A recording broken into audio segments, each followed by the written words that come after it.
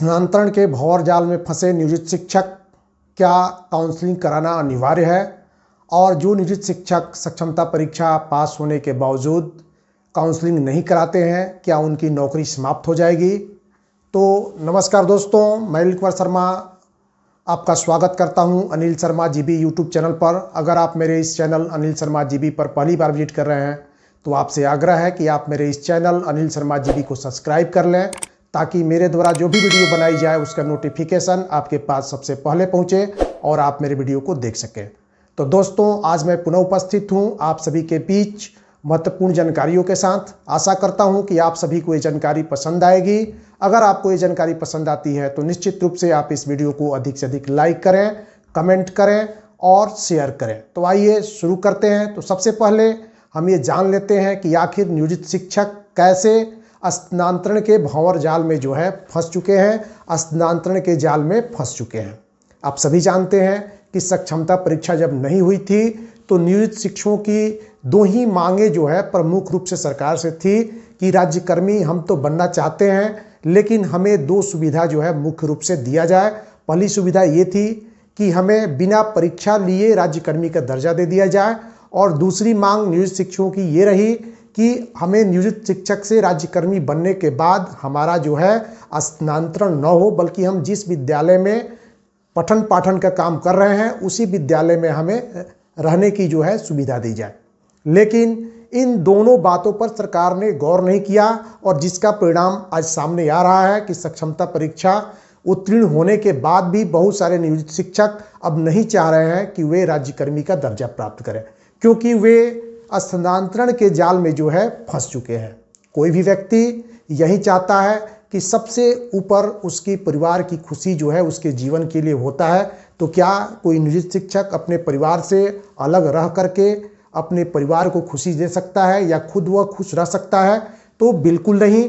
और इसी उधेड़ बुन में नियोजित शिक्षक लगे हुए हैं कि सक्षमता परीक्षा पास करने के बाद क्या हम काउंसलिंग कराएं न कराएं। अगर हम काउंसलिंग कराते हैं तो क्या होगा, नहीं कराते हैं तो क्या हमारी नौकरी समाप्त हो जाएगी?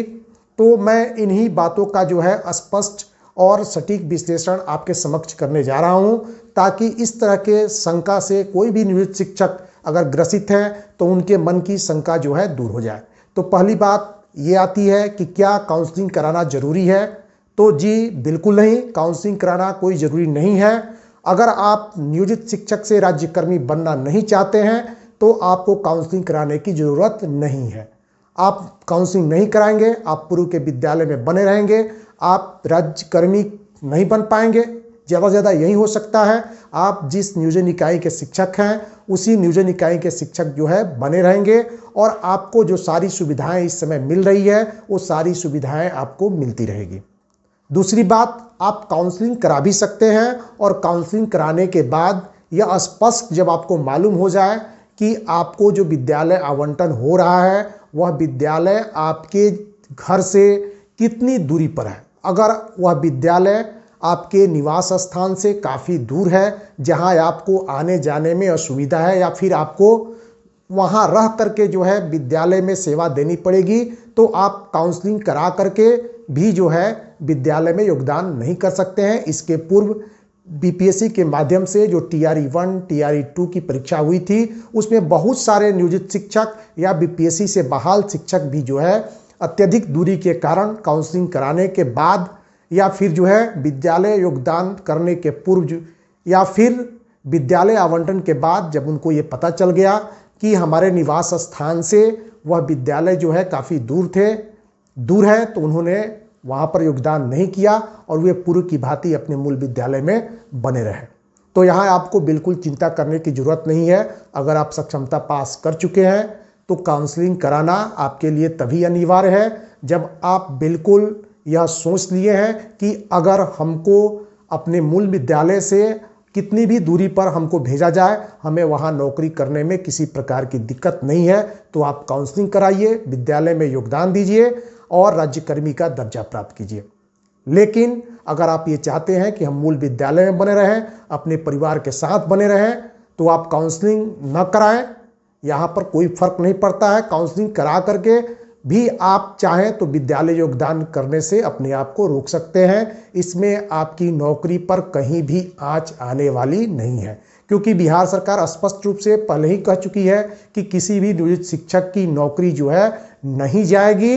वह पूर्व की भांति अगर सक्षमता परीक्षा में पास होते हैं और काउंसलिंग कराने के बाद जो उनका विद्यालय आवंटन होगा, अगर उसमें वो योगदान करते हैं तो उन्हें राज्यकर्मी का दर्जा मिलेगा, और ये योगदान नहीं करते हैं तो वह नियोजन इकाई के शिक्षक जो है बने रहेंगे। तो मैं ये समझ रहा हूँ कि इसके प्रति आपके मन में जो शंका था या आपके मन में जो उपापोह की स्थिति बनी हुई थी कि काउंसलिंग नहीं कराने पर शायद हमारी नौकरी समाप्त हो जाए या फिर जो है हमें सेवा से मुक्त कर दिया जाए, तो आप बिल्कुल जो है निश्चिंत रहिए। इस तरह की बात जो है बिल्कुल नहीं होने वाली है। आपको निर्णय लेना है कि आप राज्यकर्मी बनना चाहते हैं या राज्यकर्मी न बन करके नियोजित शिक्षक के रूप में ही कार्य करना चाहते हैं। अगर हम यहाँ पर नियोजित और विशेष शिक्षक के मूल वेतन में अगर हम देखें कि कितना अंतर है, कितना जो है फर्क पड़ रहा है, तो मामूली रूप से जो है नियोजित शिक्षक के जो मूल वेतन है और आप जब राज्यकर्मी बनिएगा तो उसके मूल वेतन में थोड़ा सा आपको अंतर दिखेगा। ज़्यादा फर्क आपको ईपीएफ और एनपीएस में देखने को मिल सकता है। अब किन नियोजित शिक्षक को काउंसलिंग करा करके दूसरे विद्यालय में योगदान करना आवश्यक हो जाता है या उनके भविष्य के लिए अच्छा होगा, तो वैसे नियोजित शिक्षक जिनकी सेवा अभी लंबी है, अभी वो नए नए जो है बहाल हुए हैं या छठे चरण में उनकी बहाली हुई है, अभी उनकी सेवा 15 साल 20 साल है, तो मेरा ये व्यक्तिगत सलाह है कि वैसे नियोजित शिक्षक काउंसलिंग कराएं और विद्यालय में योगदान दें ताकि उनको एनपीएस का लाभ जो है प्राप्त हो सके। वैसे नियोजित शिक्षक जो कि सक्षमता पास तो कर गए हैं लेकिन उनकी सेवा 2 साल 1 साल बची हुई है, तो मेरा व्यक्तिगत ये सलाह होगा कि वैसे नियोजित शिक्षक अपने मूल विद्यालय में बने रहें और वहीं पर जो है सेवा दे करके सेवानिवृत्त हो जाएं। उनके हित में ये सबसे अच्छा जो है माना जा सकता है। तो दोस्तों, आशा करता हूं कि आज की ये वीडियो आप सभी को पसंद आई होगी। अगर आपको ये वीडियो पसंद आई है तो निश्चित रूप से आप अधिक से अधिक इस वीडियो को लाइक करें, शेयर करें और कमेंट करना बिल्कुल ना भूलें। आपका कमेंट हमें आगे जो है वीडियो बनाने के लिए प्रोत्साहित करता है, जानकारी प्राप्त होती है कि आप किस तरह का वीडियो देखना चाहते हैं। तो फिर मिलते हैं किसी दूसरे वीडियो में, तब तक के लिए